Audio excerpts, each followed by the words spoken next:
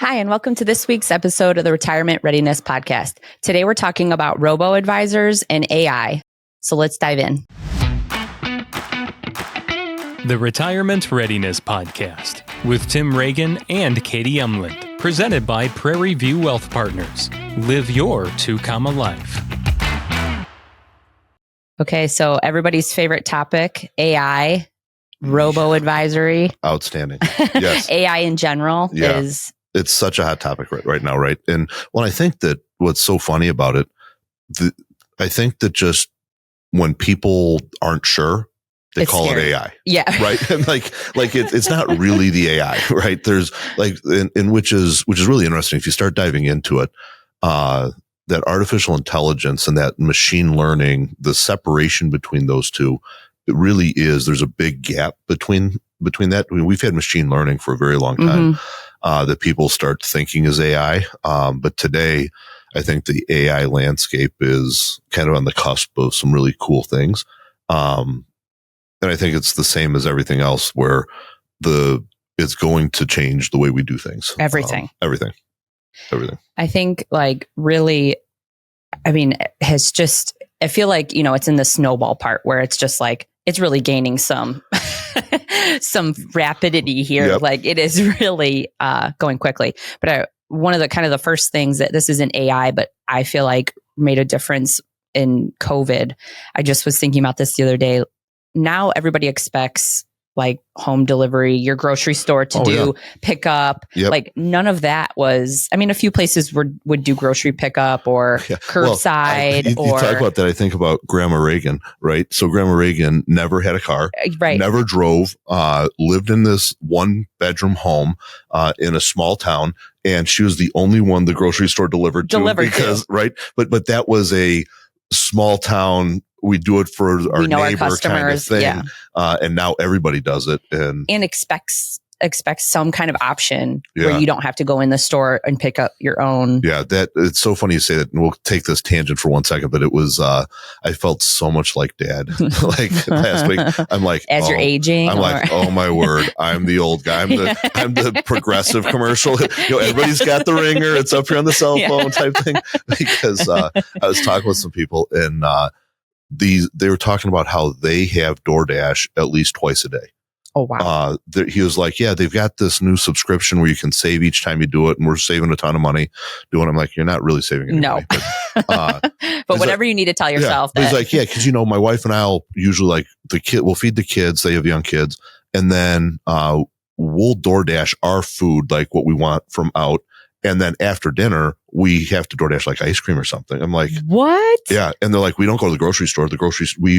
It's all Instacart and all that kind of stuff. And here I am, the old guy sitting there. I'm like, I've never DoorDashed. Right. Like never once. I've not done it. I don't own the app. Yeah.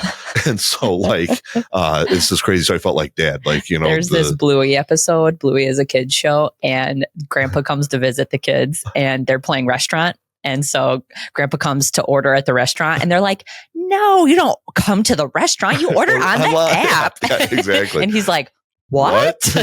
Yeah. Well, and I think that you start looking at those things and look how fast that technology has changed the way we live our lives.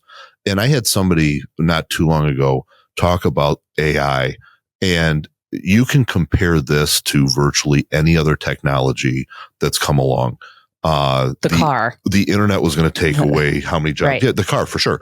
Everybody's worried about who's going to shoe the horses and what's going to happen to the blacksmiths and all that kind of stuff. And that's all of a sudden replaced with paved roads and mechanics, and you go down the line, right? And so in our space, when you talk about robo-advising, you talk about AI, there's a lot of talk around advisors even saying, well, how much of that is going to take away the need for the advisor? Mm-hmm. And it's crazy. When I look at it, our business, the amount of AI that we already use in our business is crazy, and it has only helped us be better advisors. Exactly. And so the conversation around, should I be a robo advisor? Should I use robo advising? Should I use AI? The answer is yes, but it's to what degree? Mm-hmm. There's a place, I think, where what it's going to happen is the money's going to be made by lots of people in AI.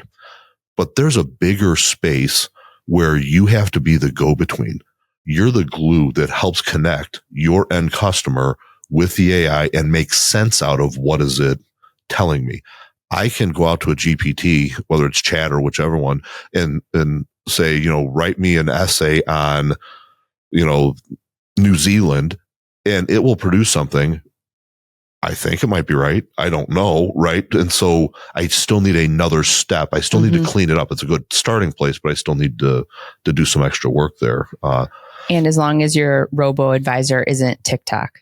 Yes. Like there's a difference between. Yes. If you want me to give you financial advice and also want a flip cup tournament, let's have a conversation, right? Well, and it's funny because I think about Lily. She's a 6th grade English teacher. And I wonder at what point do they not write their own papers anymore? Right. And how do you balance that? Like in math, I would never go to math and expect I couldn't use a calculator. Right. Yeah. There are some things, obviously you need to know the basics. You have to get somebody to a certain place, but could you see business today telling people, no, you can't use Excel? Right. It doesn't make any sense. Right. And so, inside of the financial advisory space, what we're seeing a lot of, AI that helps with, some investment selection. That's where some of the robo advising comes in. There's people think that that's going to take off. But beyond that, what we're seeing is AI that helps us do a better job as an advisor. We have in our firm, a tool that uses our own data so that when you call into the office and you talk to somebody in our advice center, they can type in your question and it looks at the internet, but beyond that, it looks at all of our internal notes and our internal documents and comes up with, here's how we would give some advice on that. And there are times when it comes up and says, this is the time you kick it to an advisor, that advisor should deal with this. But that has helped us tremendously because it helps us give a better product to our clients without that client having to until the advisor's out of a meeting or, they can get an instant answer, right away. Is there any kind of regulation on that? Like for example, do you have to disclose to clients that you use like a service like that or how, what is the regulation? No, because ultimately it's my responsibility and my team's responsibility to give you the good advice. It doesn't matter where we source that information, right? So I don't have to disclose to you. Let's say, for example, we're working on a complex estate case, and I want to bone up on a certain trust and how does it work. I don't have to say, well, I went to the library today to pull out these textbooks to read on it. So it's just a different source of information. Where the responsibility lies is in us to be able to decipher and say, this is a credible source. It's the right information and it's the right advice, which really, if you think about it, is what we've done in our entire lives, our entire careers. This is just a different way or a different tool that we now have to do it. The scary things though, when you start looking at some of those AI opportunities, I shouldn't say scary, but the things are in my mind, I'm a tech forward kind of person. I really enjoy, this part of the business, and the things that we can do are amazing today compared to what we could do just a handful of years ago. For example, we have the ability now, which we use, we can upload your tax return. You send it to us, we scan it in, you send us a digital file, and the software will read it. It's called OCR technology. It's been around for a long time, but it's optical, reader. It will plug in all of those numbers into the software, which is in and of itself a huge time save. But then it will go through and come back with some potential suggestions for, you could contribute to a Roth IRA. You could do a qualified charitable distribution. You could do all of these things. Now we're not going to turn around or be able to turn around and say, hey, here's this report, because it still is not 100%. It's up to us then to go through and say, okay, well, here's some thoughts. But it gives us, it took us from what would take us, it gave you Cliff Notes, 10 hours to get us to down to 2 or whatever. And there are times when we're like, oh yeah, we wouldn't have thought about that, just because our brain wasn't in that path. And so I do think that AI, in our space brings a lot of value, and it'll continue to bring value over time, I think. And I think it's so, like, people, people are all over the spectrum on AI. Yeah. Some people are scared of it. Some people are like, machines know better than humans. So I feel like it's all over the space. And I think it probably is in more spaces than we realize already and has been. You know, when I heard of AI, I thought in ChatGPT, like I thought this was like, I've only heard it in the last 3 years, probably, if that, but it's been like 20 years. Oh yeah. A long time. You know, so it's not this as new as people think. Yeah. Well, and I even think about too, whenever you have this a major technology or a shift, it only grows the economy. It only grows opportunity. I even think about now when Uber and Lyft and those places came out, everybody talked about how it's going to put taxis out of business. And I think the taxi service business has shifted a little bit. But I remember, you know, back in the way back machine, it used to be when I went on to travel somewhere for business or even for a family, we'd have to call a car service that I'd want to pick me up at the airport and take me wherever I was going to go.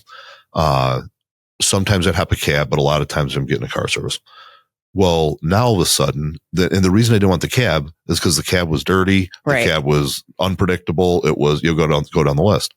Well, now because of Uber and Lyft, I got used to no longer do I need a car service. Now I'm just going to show up at the airport. I'm going to get on my app, pull up an Uber and go. Well, now the Uber app, it spins and it says you're in the wrong place. And it says it's going to take 7 minutes for your car to get here. When I got a line of cabs that are sitting right there that I can sit in and go.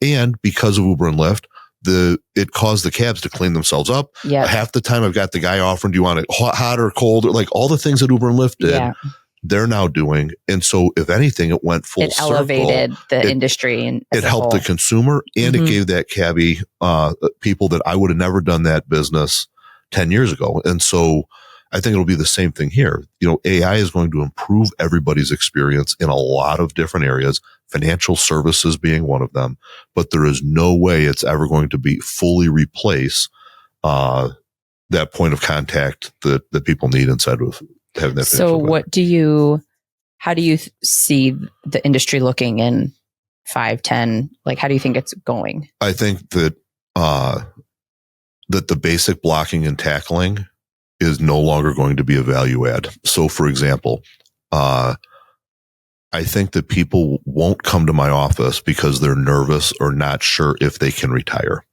There will be enough good calculators, planning tools, AI tools that you can plug in the math problem and say, here's how much income I want. And it will come back and say, yes, you've got enough or you should save some more, whatever. So I think that, you know, there used to be a value add because we had tools that nobody else had and could help make a better projection. I think that's gone. I think gone are the days when the value I have in my accountant is that they prepare my tax return. I think that's a math problem, right? You can program that. But I think we see a huge increase in the need for advisory services. Okay, so that step's done. What does that mean to me? You know, how do I integrate my tax planning with my financial planning, with my investment planning, with how do I buy the next lake? You know, it's the advisory side of that I think really starts to take off, and that you can't all the way AI. You can, there's some of it, but you can't really AI that. That's my picture. And that's why, like, even at Prairie View, you know, we talked, I think last show, about Prairie View tax coming out first year in Prairie View taxes, because that only is going to help us from an advisory perspective, give better advice. And that's where the value is going to be. So do you think it will be, like, when I hear robo advisor, I assume on an app. So, like, do you think a lot of things will be an app, or? I think you have to marry them. Okay. It has to be married because, like, so for us, if I think about myself, if I have a question at 10:30 on Friday night and I need to do something, I don't want to have to put it on my list and think about it Monday morning. I want it to happen now. And so there has to be some ability for that instant, here's how we answer that question. And I think that probably 75% of the questions that people have at 10:30 on a Friday night can be answered using some form of AI. But there's 25% of those that can't, right? And those questions, I'm okay waiting until Monday morning to have a serious conversation with somebody that can give me advice. And so I think it does have to be some app driven, some whatever that is. Like right now it's apps. I don't think that's what it'll be in the future. I think it'll be something different. A holographic advisor comes to your. Well, you say that. So it's funny. So if I sit down and think about where I think our business goes, my picture is that, let's say that you and I are sitting down 15 years from now doing financial planning. And we're talking about, you and Alex think you may want to have a lake house. You may want to have the kids here. You've got this picture of what you think you want. Well, what if we could program that in and give you those virtual reality goggles and you could step into your retirement. And we could say, if you're able to accumulate this much money doing these types of things, this is the house you can live in. And it's based on what's being offered right now on Redfin or whatever site it is. You could walk through the virtual tour. You could see the ocean. And then we could say, that's what's possible. On your current path, here's what's possible. Here's your 10 by 10 closet. Yeah, exactly. But now you can walk it. You can feel it. You can have a sense for it. I think very similarly, we're going to start seeing that happen in a lot of different ways. One of the AIs we're playing with right now it creates an avatar of me. So I would talk into the camera for some period of time. The longer you talk, the more you talk about, the more it picks you up. It creates me digitally. But now we can type in whatever message we want to send and it will be a video of me talking. That's the creepy part. It's very creepy. But think about it this way. Think about how much more engaging that would be. Yeah. Right. So think about, you get an email right now from Prairie View that says, we made these changes to your portfolio and here's why. But what if it could be a video now where it says, hey, Katie, just want to let you know, we've made some changes. Here's why. You don't have to read and scroll. You don't have to, but because I can do it through that app or through that technology, it's actually scalable. It's actually something we could do to provide that better experience versus, not right. Versus. Well, I was listening to a different podcast and they were interviewing somebody and they were talking about how Kanye West paid an AI company to get a holographic talking Kim Kardashian's late father to talk to her. So maybe we should have dad do these videos and really freak everybody out. Yeah. Well, I think it's funny. So that goes back to what's old is new again, right? Because psychics have been doing that for forever, right? They can channel everybody. But really, when you think about that, there's a lot of implications there. So. And one of the people that's on the leading edge of this is Tony Robbins. I don't know if you're familiar. He's like the he's a motivational, okay. Pump up your sneakers kind of guy. Yeah. And which, by the way, a lot of his stuff, I don't know about his late stuff, but his early stuff was really pretty good. But what he's doing is he has thousands and thousands and thousands of hours of him doing workshops and presentations, all that are on video. And so they're putting together technology now so that what you could do is you could say, I want to hear a talk on neuro-linguistic programming and I want it to, and all of a sudden it will take all of those videos. It will condense it and you will have Tony giving you your own coaching all through the AI tool that they're developing, which is really outstanding. I mean, so when you think about all the different, it can be so tailored. Yeah. And that's why, even at Prairie View, we talk about how do we make financial planning a market of one? And when you think about market of one, what's happened up until this point, the Industrial Revolution figured out how to make things at mass, but it was things at mass that covered 80% of the population's need or 80% of your need. Henry Ford's saying you can have the car in any color you want as long as it's black. Yeah. Right? And so when you think about going into Home Depot and you're looking for a ceiling fan for your living room, when you're looking at those fans, they're all the same. Their style might be different, but they all hang this far off of the ceiling. They're all this wide. They all have this motor. Well, your living room is not the same size as my living room. Your airflow needs might not be the same as my airflow needs.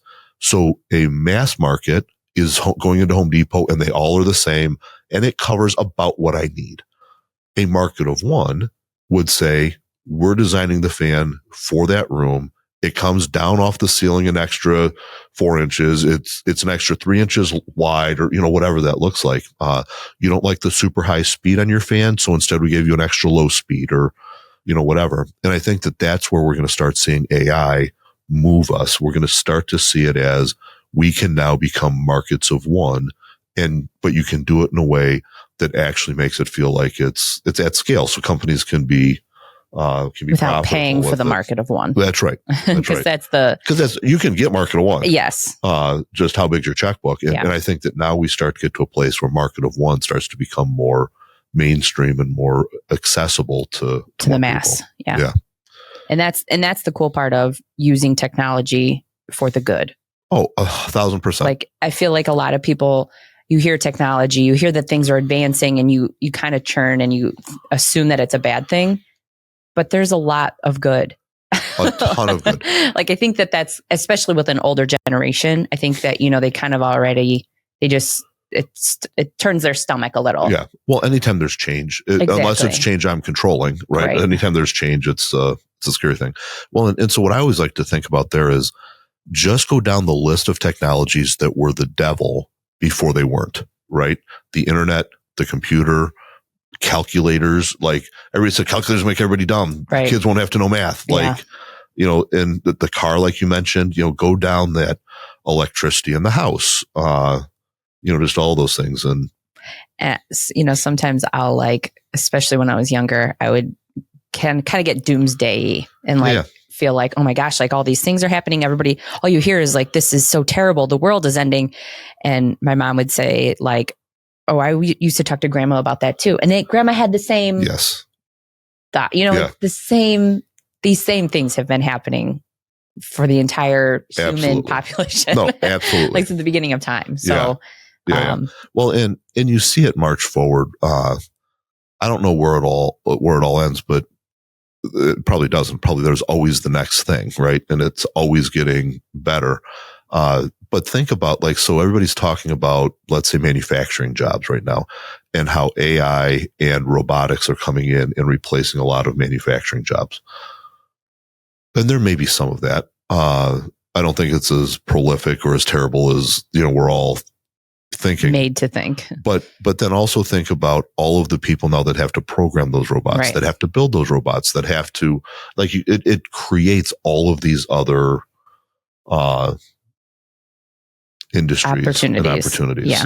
Yeah. So we don't know where it's going, but there's going to going to be a shift. Yeah. And so from our perspective, in the financial services industry, we do think that AI should be embraced. We think that it's going to help enhance the customer experience, but I do not see a future, at least not in the next decade or two, where the AI is all that is needed for all of these things. I think that it just becomes a better tool for us to use. And at the end of the day, God created the human brain in a way that nobody can even come closer.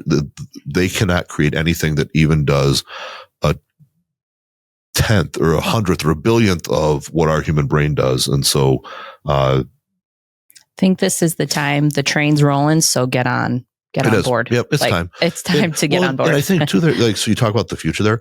I really think that there's probably a place where all of this data that's out there becomes like a utility.